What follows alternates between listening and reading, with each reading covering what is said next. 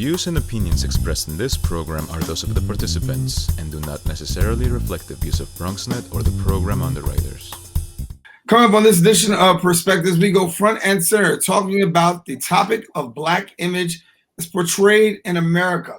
Oftentimes, when you look at the stereotypes of Black people, they're drawn from an inaccurate and false narrative.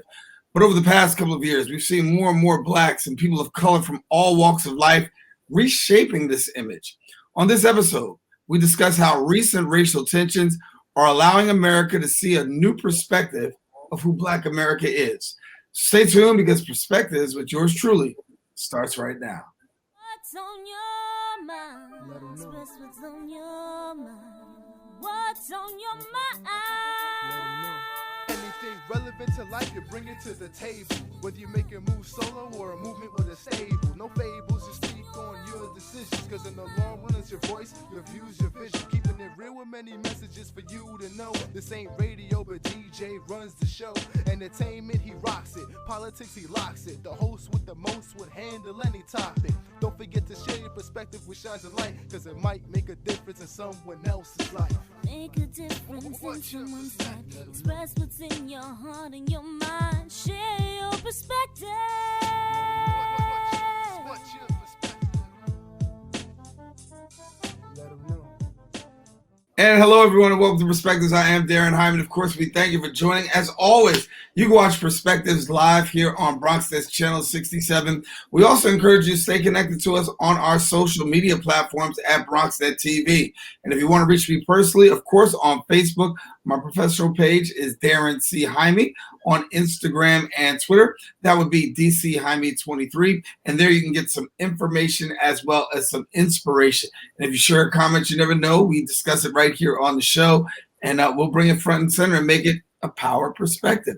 Well, talking about perspectives, we actually celebrate Black History Month beyond the month of February, but our show has always highlighted Blacks and African Americans, the experience, the struggles, the stories, the achievement, and also brought on leader voices in the Black community to share their perspective right here on this very show.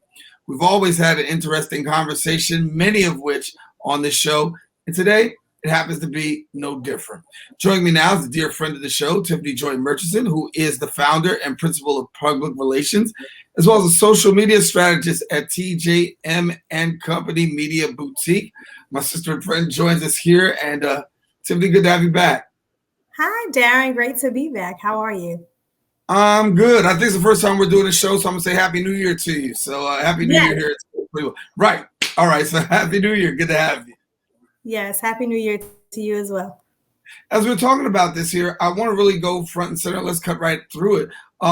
We talk about dealing with image and media, particularly African Americans. We haven't always historically been portrayed as well and positive. But as I said, the lead, there's a new emergence, if you will. We're starting to see Blacks and people of color be represented in a more excellent way. Yes, we are. You and I kind of had this conversation a while back with the incident that happened with Starbucks. So we talked about their training and the diversity of if that was just a Band-Aid or whether we would start to see more of that. Then, fast forward, coronavirus pandemic has everybody sitting at home and social injustice is in our faces front and center. And, I think America started scrambling on how to respond to that. Both Black America and folks that aren't of color started scrambling in how to respond to that and what role each group plays in what's happening now with social injustice or social justice. So there's definitely a heightened sense of the need for voices of people of color, Black voices in particular, but it's an interesting dynamic as to who those voices are and whether they actually do represent the masses. Yeah. When I think about some of the things that have happened throughout the course of the past couple of years, we talked about Starbucks. We talked about that ourselves. I remember the young man in the hotel. We cannot think about what happened with the brother who's the bird watcher right there in Central Park. And you get these stories, right? And there's stories where you got these Karens involved and you have others. And it starts off being evil, but in its own way, it kind of works out for good because when we start to look at the person that's involved, we start to see African Americans, people who were of color on a larger media platform. Now we find out these people are more than just what the media and the image is being portrayed by that particular Karen or someone else. So I think the challenge there is if you go back to the situation in the hotel with the young man and his dad, who happens to be a prominent musician, and not just in the Black community, he's a prominent jazz musician known internationally. The young woman was just that, a young woman. She was not much older than the gentleman that she was accusing and attacking. And so that makes you think about, where did her beliefs come from? You know, she's young. You think of the young generations as being very progressive, right? And very diverse. But here's a young woman in her 20s, maybe early 20s, who automatically assumed that a young Black man had stolen her phone. There was nothing else, no other possibility of why she didn't have a phone.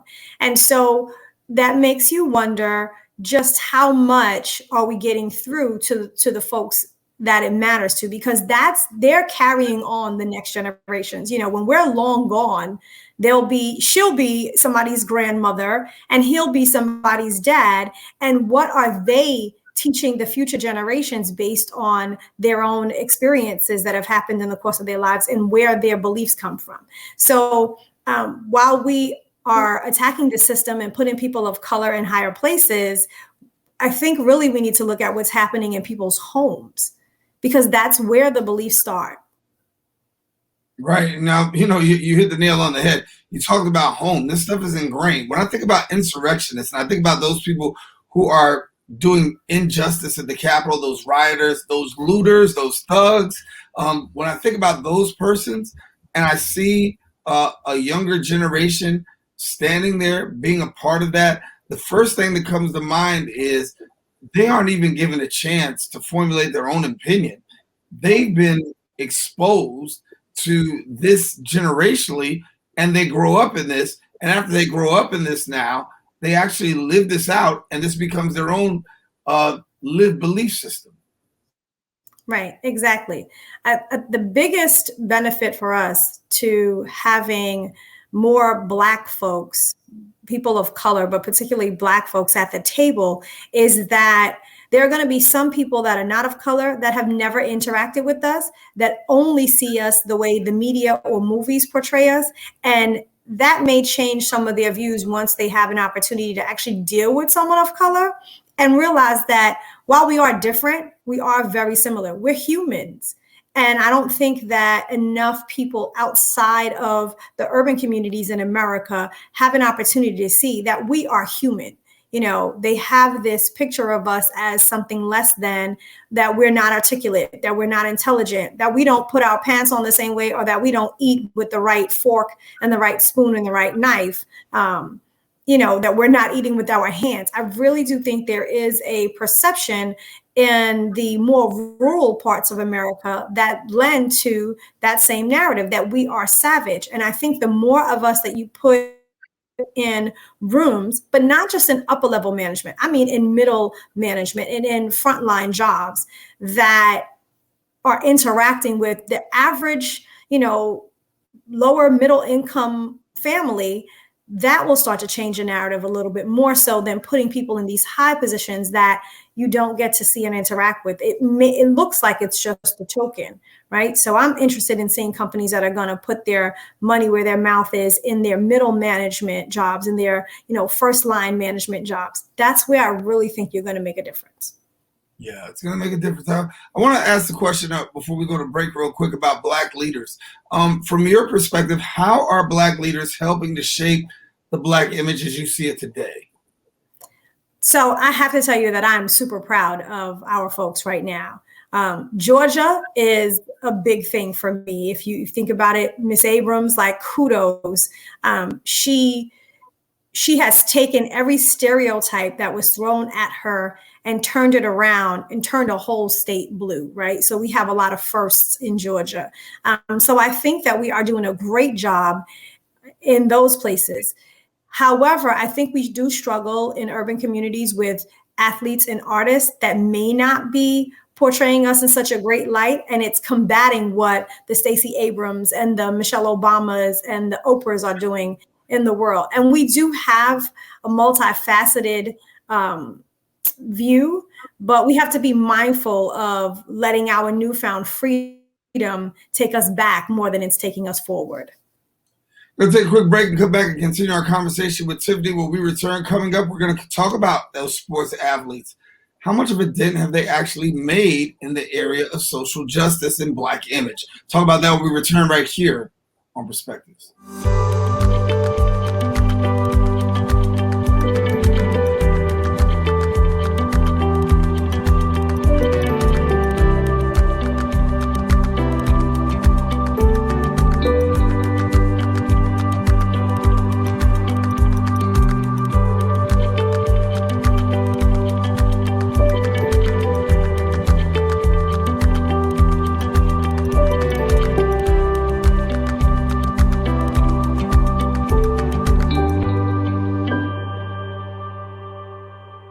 Welcome back here to Perspectives. Daren Jaime here with you. We're continuing our conversation with Tiffany Joy Murchison, who's sharing with us a little bit about Black image. And when I say a little bit, because we really can't even delve into the whole thing in this particular show, we can unpack some of it. And Tiffany's doing a great job of helping us to get there. But let me ask you this question, Tiffany. When we talk about, as I said prior to the break, athletes, historically, we saw in the 60s, right? The Olympics, we saw the raising of the fist. But one has to give athletes some kudos, given the fact that what we saw, particularly in the NBA, Naomi Osaka walking off a tennis match, all in the cause of social justice. We know that there have been great people like Kareem Abdul-Jabbar, Jim Brown. We know that, Muhammad Ali, I gotta say Martin Luther King, Muhammad Ali, very instrumental in raising awareness for Black people and communities of color. Talk to me about athletes and how they're shaping a little bit of the dynamic that we see today. So they're doing a great job, especially when you talk about the NBA, right? So you look at LeBron and some of those who have stepped up. One of the things that I love that LeBron has is his show, The Shop. And it brings together folks that you would never think would be sitting in the same place having conversations. And there are people from all walks of life, all walks of business, athletes, comedians, entertainers, music executives. And in that room or in that shop, because they're in a barbershop, those conversations really do break some barriers, right? And I think they all kind of walk away with aha moments in terms of how much they're different or alike. And how that impacts them both on and off the court or the field, right? But if you think about the NFL, look at how much opposition Kaepernick had when he kneeled. People start to worry about their dollars, whether that's impacting their dollars. And that happens both with people that look like us and people that don't look like us, right? So in sports, the owners are looking at how it impacts their bottom line. The players are also looking at how it impacts their bottom line. For a lot of them, and I think especially in the NFL, this was their only ticket out. This was their only way out. And so they're not going to push the envelope, but so much because they don't want to mess up their money, because their mom is depending on them. Their grandmom is depending on them. Their whole neighborhood may be depending on them. And I think that fear of losing dollars really, again, it starts at home. It starts way back with African Americans not having a true identity of where they come from.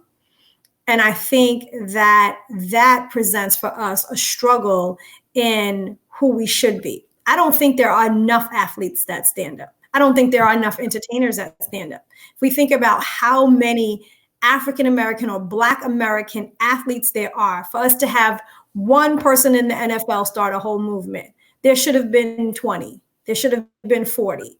There are the LeBron James, but the list that you gave was like one every decade, right? How many boxes have there been? But the only one we can refer to when we talk about making a change is Muhammad Ali. Think about all the tennis players. Think about all of the football players, the basketball players. There's usually one every decade or every few years. And we need them to stand up a lot more than they do, more of them.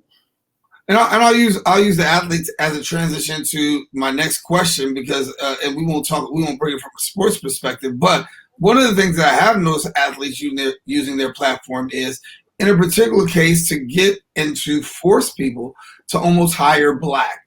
Now in the NFL, we know it's a travesty what goes on in the NFL, but the conversation is being had about hiring black. And I want to get to the place of having your thoughts about this whole thing, because what the revolution has helped us with of recent is making sure of seeing black people be hired. I'm thinking about Starbucks, right? We talked about, African Americans who are now in charge. I'm looking at African American women who are leading boards and in major places. And it's almost like, I'm not going to say the ceiling has been broken because there's still more work to be done, but certainly a crack can be measured. Absolutely, and I think it's a great thing. Nothing warms my heart more than to see a black man or woman named CEO of a company where they can really do some good, right? There are some instances, and this happens a lot in academia, where the folks are just a figurehead. So they're not ready for any real change, but they know that they have to look like they're a part of the change. So I am very proud to see women, black men becoming leaders. I think that there are a lot of other Black-owned companies that maybe aren't as large that we don't promote enough. And if we did that, we would even have more of a voice if we supported our own, because there are companies that are Black-owned or Black-run that we just never knew about. For example, saying that Lowe's has a black CEO versus Home Depot, who had been donating to specific campaigns, right? So now there's a shift in shopping at Home Depot and we're going to Lowe's now. But that information should have been known long ago. My fear is that the trend is going to be just that, a trend. And that eventually we'll go back to it being the good old boy network if those people who are put in positions of power now do not change the policies by which middle management is hired. Because if they leave, then there's no successor. And I think that's where, as Black Americans, we fail, because we don't create succession planning for those coming behind us. And other ethnicities and other groups of people do that very well. They set up for someone that looks like them to come in and fill their shoes. And we don't quite do that. We get in and we're focused on the task at hand, but then we don't know after we're gone who's coming in behind us. And let's also be honest too, though. I think we also have an unfair deck that's stacked against us too, because as soon as you get somebody in that may break the color barrier, that may be the first, if it doesn't go well, that becomes the excuse for not hiring anyone else again. And so we have to be honest about, the enormous pressure that when people hit that seat, it could either be the throne or the electric chair, one of two. Absolutely. And Absolutely. if you don't hit it right, you'll end up being fired, and consequently, no one else will come after you. That's an astronomical amount of pressure. Speak to that. Yeah, it absolutely is. And that's one of the reasons why I continue to say middle management is important. Let's not forget about that. It's great to have the CEOs, right? But you also they need support staff. We all need a village. So they need to make sure that while they're there, they're cultivating the village that's going to carry on the responsibility, because you can't do it alone. It's too much. I see you break it up a little bit. I think we have a little technical issue, but we're going to bring Tiffany right back. Taking a quick break here on Perspectives. I'll let her finish her point. I'll get a couple more in. We'll be back with more right after this.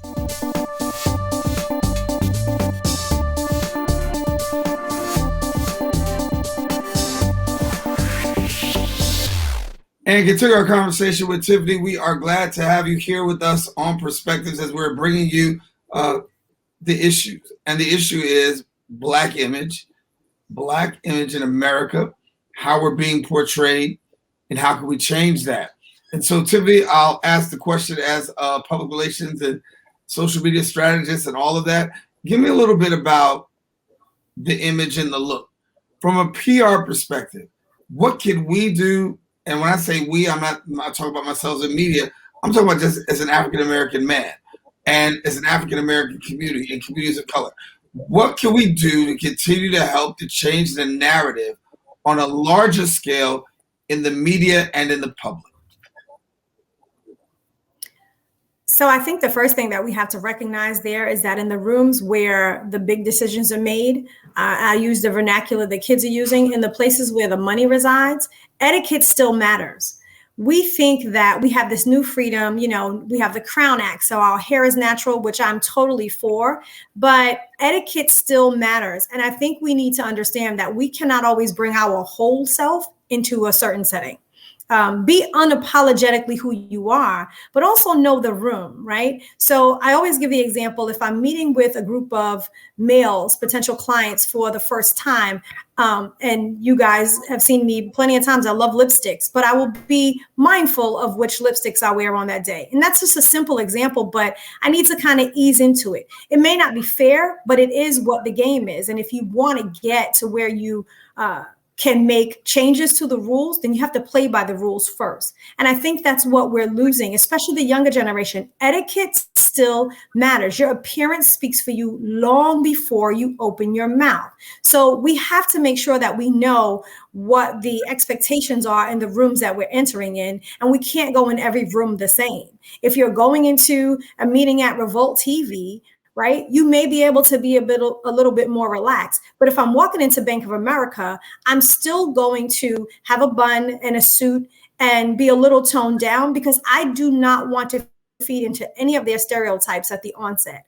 And whether or not they're fair, they are there. And the only way that we're going to combat them is to take the argument off the table. So once I walk in the room and I open my mouth, immediately they'll know that I'm not a statistic. Immediately they'll understand that I am educated and very well spoken, and they start paying attention. And I think for us as a community, that's the biggest challenge. We want to be free, but some of that freedom is actually putting us back into bondage, because you're feeding into stereotypes. You can do a million things behind closed doors that you can't do outside. And that's just human. There are certain things that, old school parents used to say, what happens in the house stays in the house. There is still some truth to that.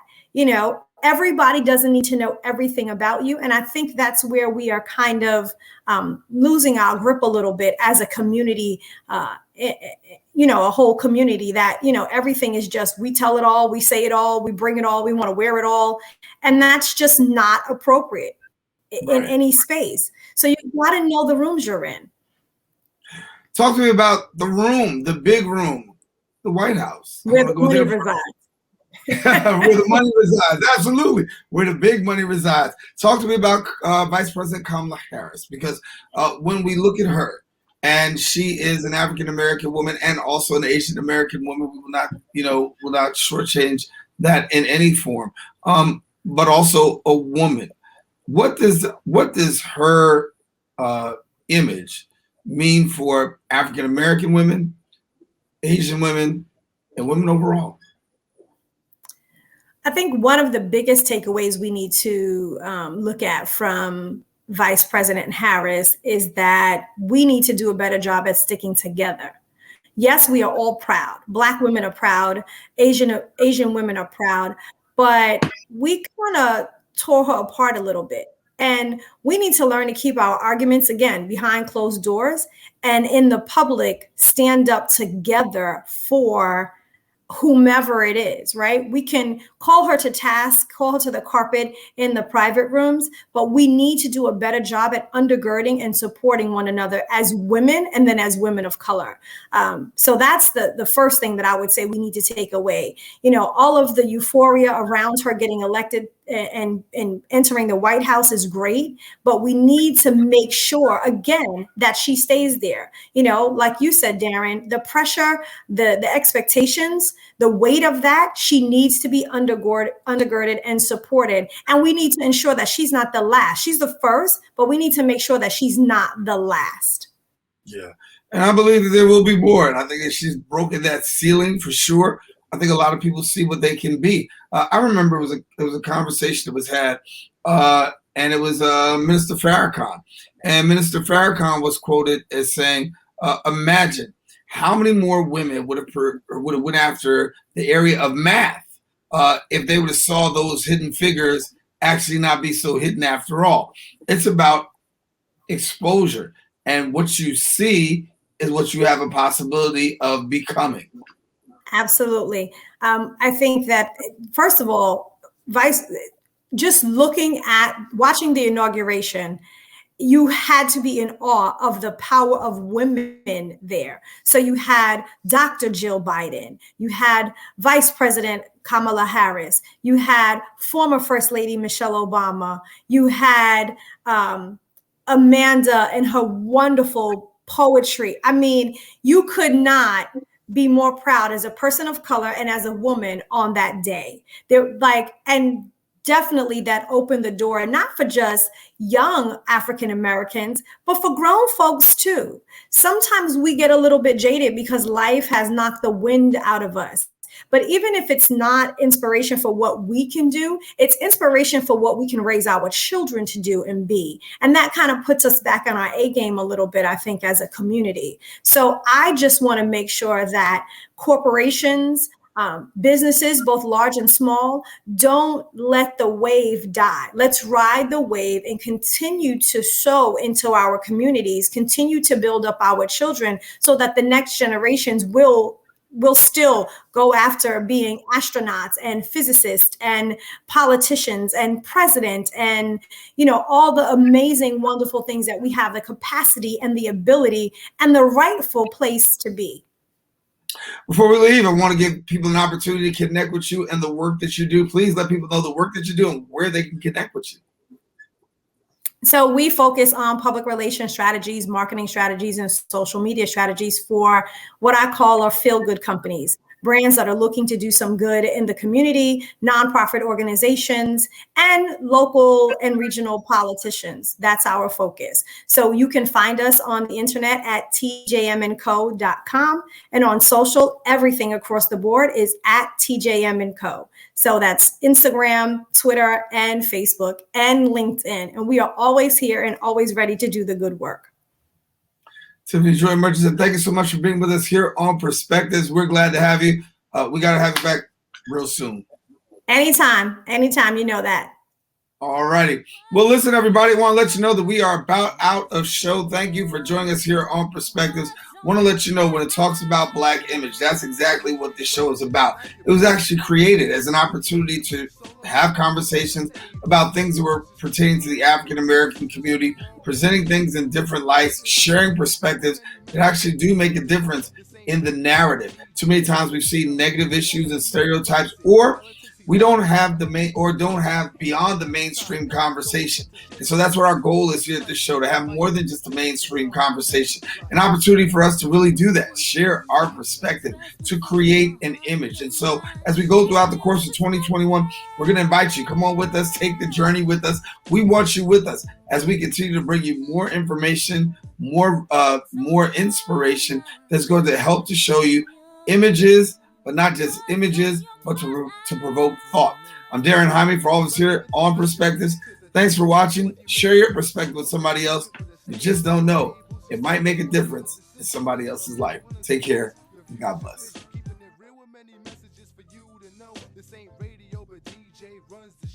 Entertainment, he rocks it. Politics, he locks it. The host with the most would handle any topic. Don't forget to share your perspective with shines of light, because it might make a difference in someone else's life.